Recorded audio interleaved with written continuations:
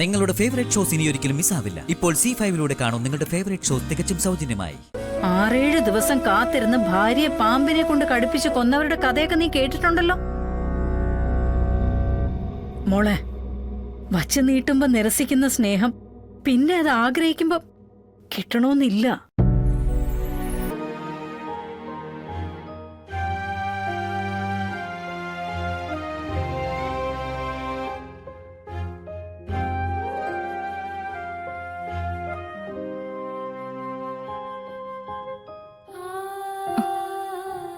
ഇതുവരെ കഴിച്ചു തുടങ്ങിയില്ലേ?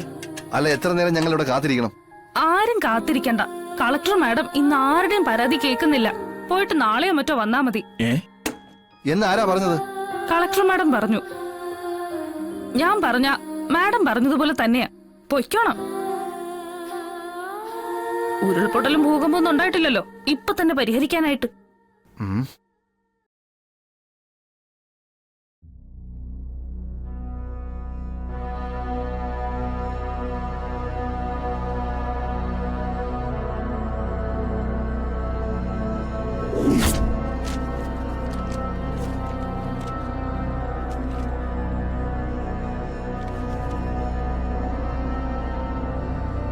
വീടിനുള്ള അപേക്ഷയല്ലേ? ഞാൻ റെക്കമെൻഡ് ചെയ്യാം. ശാലിനി മോളെ, എന്താ ശാന്തേച്ചി? ഒരു പ്രശ്നമുണ്ട്.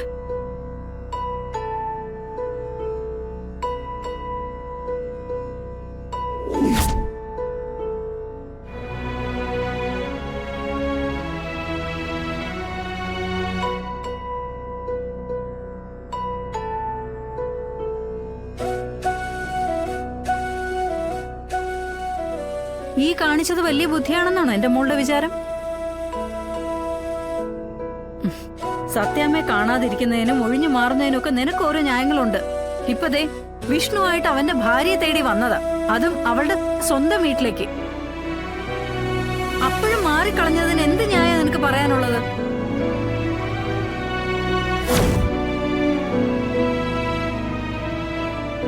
എടി, സത്യാമ്മ അല്ല, ഇപ്പൊ നീ തന്നെയാ വിഷ്ണുവിന്റെ മനസ്സിൽ നിന്ന് നിന്നെ തുടച്ചു നീക്കിക്കൊണ്ടിരിക്കുന്നത്.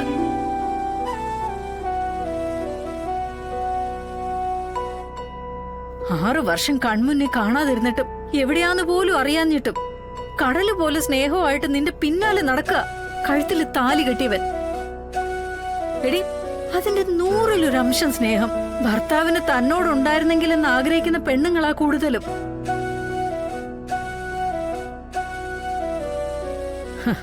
6-7 ദിവസം കാത്തിരുന്ന് ഭാര്യയെ പാമ്പിനെ കൊണ്ട് കടുപ്പിച്ച് കൊന്നവരുടെ കഥയൊക്കെ നീ കേട്ടിട്ടുണ്ടല്ലോ. മോളെ, വച്ച് നീട്ടുമ്പോ നിരസിക്കുന്ന സ്നേഹം പിന്നെ അത് ആഗ്രഹിക്കുമ്പോ കിട്ടണമെന്നില്ല.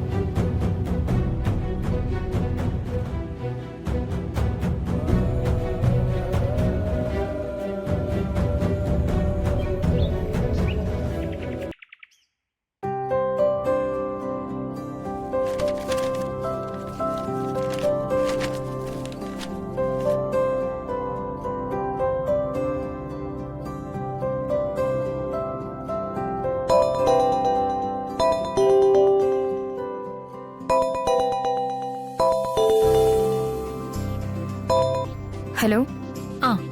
ഹലോ, ശ്യാമയല്ലേ? അതെ, ആരാ? ശ്യാമയെ നന്നായി അറിയാവുന്ന ഒരാളാണെന്ന് കൂട്ടിക്കോ. ഒന്ന് പരിചയം പുതുക്കാൻ വേണ്ടി വിളിച്ചതാ. നിങ്ങൾ ആരാണെന്ന് പറയുന്നുണ്ടോ? എനിക്ക് വേറെ ജോലിയുള്ളതാ. ശ്യാമയ്ക്ക് ഭയങ്കര തിരക്കാണല്ലോ. പഴയ ക്ലാസ്മേറ്റ്സോ സുഹൃത്തുക്കളോ ഒക്കെ വിളിച്ചാ കോൾ അറ്റൻഡ് ചെയ്യാൻ കഴിയാത്തത്ര തിരക്ക്. അതെങ്ങനെയാ? പഴയ ചായക്കടക്കാരി ശാരദാമ്മയുടെ മകളല്ലല്ലോ ഇപ്പൊ ശ്യാമ. സത്യഭാമയുടെ മരുമകളല്ലേ? അതെ, നിങ്ങൾക്ക് എന്തിന്റെ അസുഖ? ഒന്ന് ക്ഷമിക്കണ്ടേ ശ്യാമേ. ശ്യാമയുടെ ഞാനൊരു തമാശ പറഞ്ഞെന്നല്ലേ ഉള്ളൂ. എനിക്കാണെങ്കിലേ ശ്യാമയുടെ എന്ത് തമാശ വേണേലും പറയാനുള്ള അധികാരമുണ്ട്. അല്ല, എന്ത് അധികാരം ഉണ്ടെന്നാ? ദേ, നിങ്ങൾ ആരാണെന്ന് മര്യാദക്ക് പറയുന്നുണ്ടോ? ഇല്ലെങ്കിൽ ഞാനിപ്പോ ഫോൺ കട്ട് ചെയ്തിട്ട് പോകും. തിടുക്കം കാട്ടാതെ ശ്യാമേ. നമ്മൾ തമ്മി മുഖപരിചയമൊന്നുമില്ല. പക്ഷേ ശ്യാമയെ പറ്റി ഞാനൊരു കാര്യം പറഞ്ഞ ശ്യാമ പേടിക്കും, വല്ലാതെ പേടിക്കും.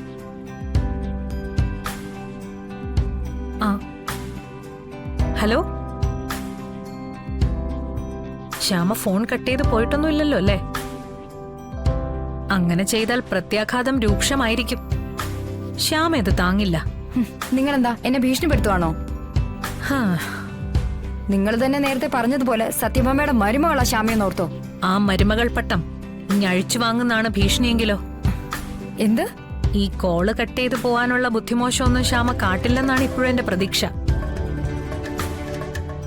ശ്യാമ കേട്ടിട്ടില്ലേ, മടിയിൽ കനവില്ലാത്തവൻ വഴിയിൽ ഭയപ്പെടേണ്ടെന്ന്? പക്ഷെ മടിയിൽ കനവുള്ളവര് പേടിക്കണം, നന്നായി പേടിക്കണം.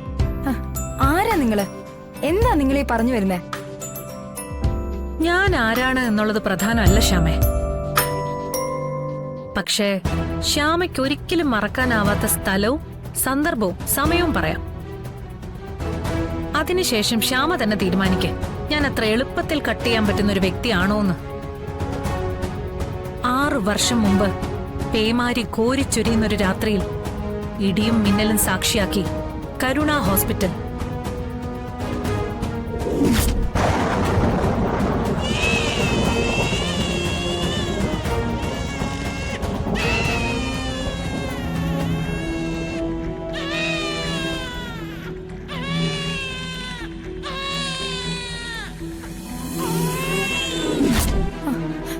ആരാ നിങ്ങള്?